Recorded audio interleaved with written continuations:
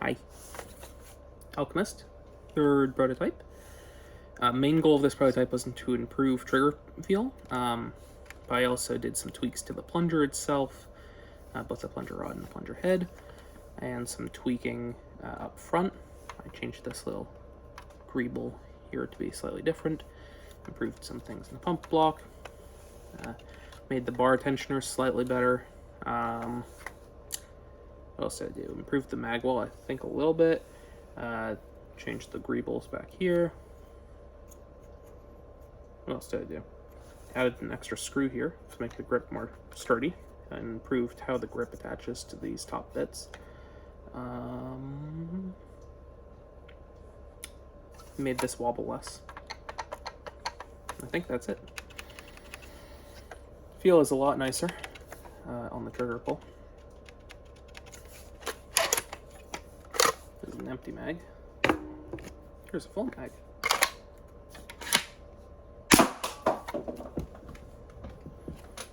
Very smooth.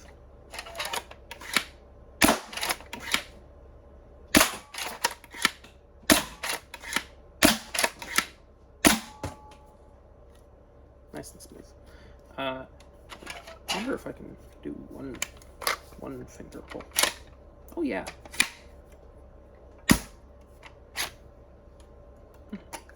Neat.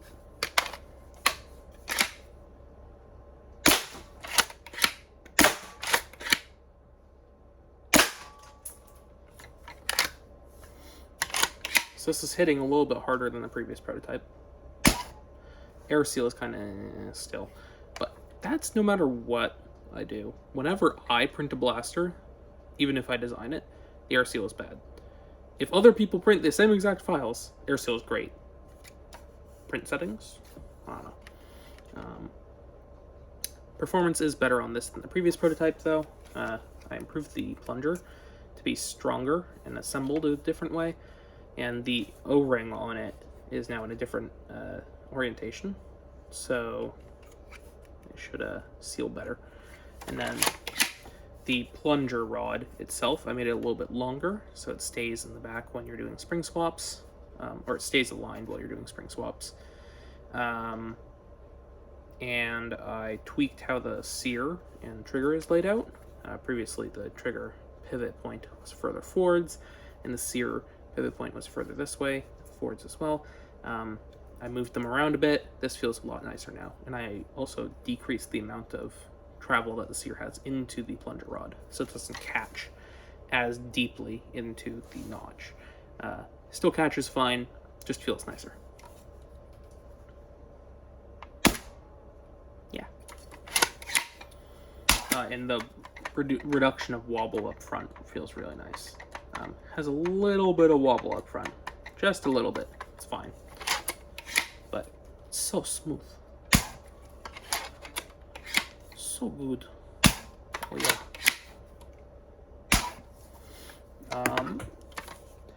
This would be a pretty short video doing this little overview if I didn't also remove the spring. So I'm gonna go ahead and do that. That's relatively easy on this blaster, so I'm just gonna do that. It is worthwhile mentioning that this is going to be the version that released to beta testers. I do closed betas, so not available to the public, but that is a good sign that the blaster will be released sometime in the next few months, which is pretty good. Right now I'm aiming for like late August, early September, but it's honestly too early to tell, but that's just kind of what my gut's telling me. Anyway, it's also worthwhile mentioning that, in case you haven't seen previous videos, this blaster has a bar tensioning system, so it has bars all the way along the body, from up here all the way to back here at this little pin right there. And then it has this screw up here, which pulls the bars tightly, kind of pulls them like that. Pulls them tightly against the shell and makes it all strong. The bolt, which does that, which is this guy right here, on the original prototype isn't the best, and since I'm reusing the hardware from the original prototype, it's still not great. But whenever I do my next McMaster order, I have a new bolt that I've selected, and that will be much better. Instead of being flathead and a bolt head, a hex bolt head, it's going to use an Allen key, this Allen key, which just happens to be the same one used for worker front grips. But yeah, it's going to use one of those. That should be much easier to adjust stuff with. And then I might add like an onboard little Allen key holder somewhere in the back. Haven't really decided on that yet. Oh, right. In order to do this, in case you missed the previous videos, take off your star first. And then we're going to take off the barrel. Oh, right. And I was also testing out the hard barrel mount, which is a little screw up here. That is optional. You could just have it be that little printed nut at the front. Anyway, that all comes off. There's your barrel. And then at that point you have easy access to this little screw. You can loosen it a bit. That will release all the tension on the system. Give it a whack. That will push the bars back into the shell further. And then we can knock out this pin, which you can see is there. Not sure how tight this is on this prototype. I did loosen the hole. Oh, it's way looser. Oh, that's so much easier. Anyway, just push out that pin like that. So that's just a takedown pin. And then this should just pop off the back. Just like that. It has one screw right there, and that keeps it in place with this hole on this little cap here. Oh, right, pull the trigger. And this should come out relatively easily. There we go. There's a little spring cap thing that keeps the spring from pushing on the sear right here, this orange bit. Anyway, this has a little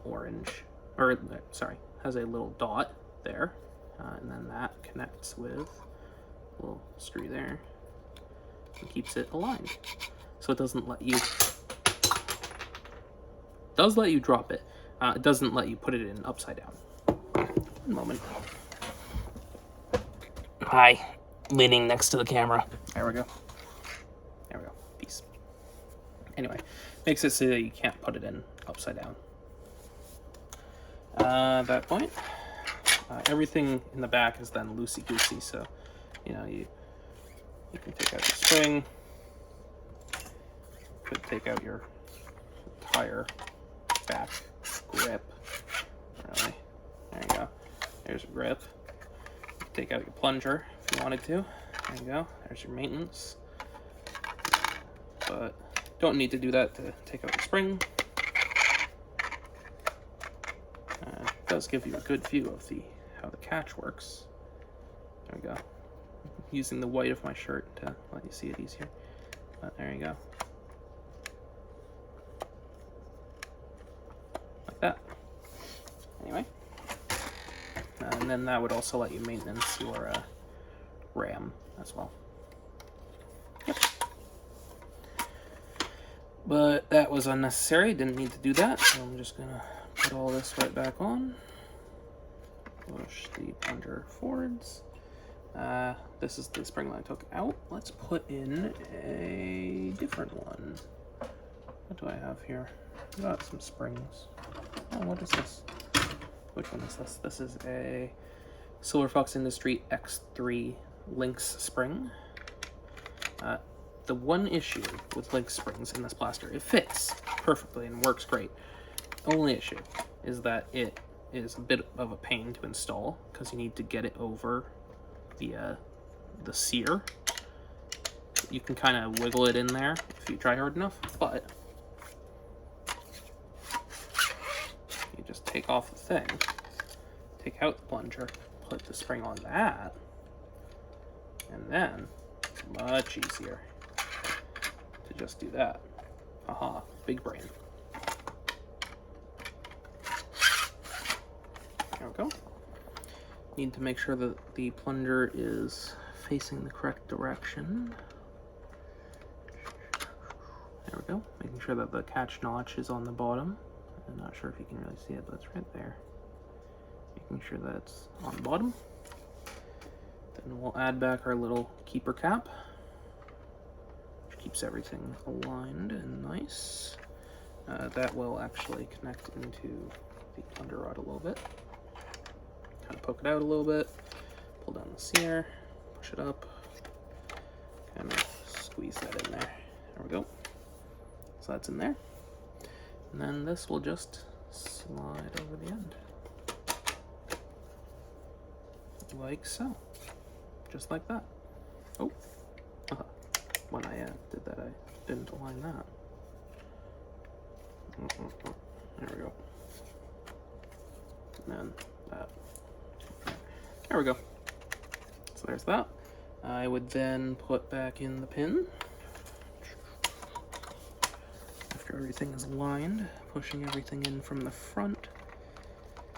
Might need to use a screwdriver to kind of align the back holes to accept the pin. No big deal.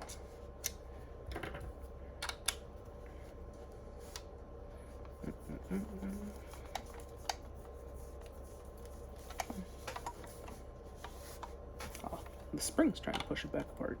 There we go. Got that pin in there. Just need to push it through the other hole too.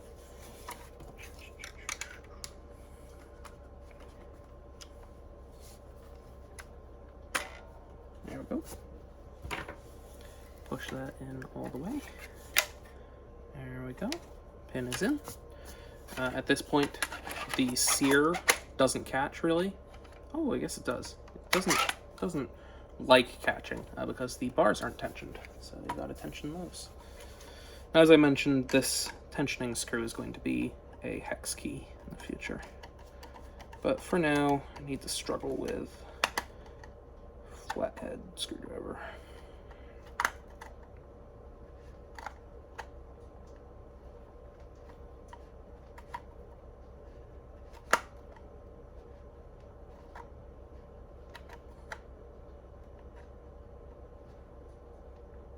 There we go. That should be tight enough. So all that does is kind of pull the bars forwards, which pulls against this pin, which then pulls everything forwards. It's worthwhile mentioning this end cap should be printed at 100% infill. I tried printing it at 20% infill during this prototype, just to see what the lowest it could go is, but it's actually pulling out. It's making this pinhole oval instead of a circle. So yeah, should print this end cap at 100% infill. Keep that in mind for the future. At this point, can put back in the barrel.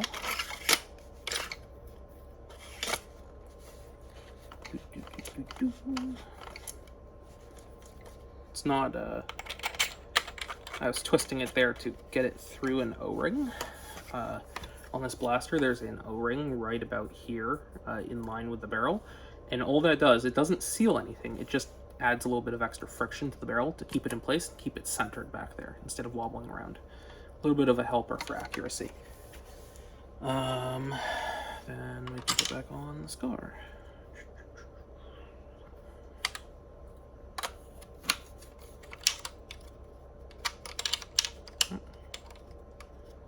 Come on. Oh, I was twisting it the wrong way. Tighten that down.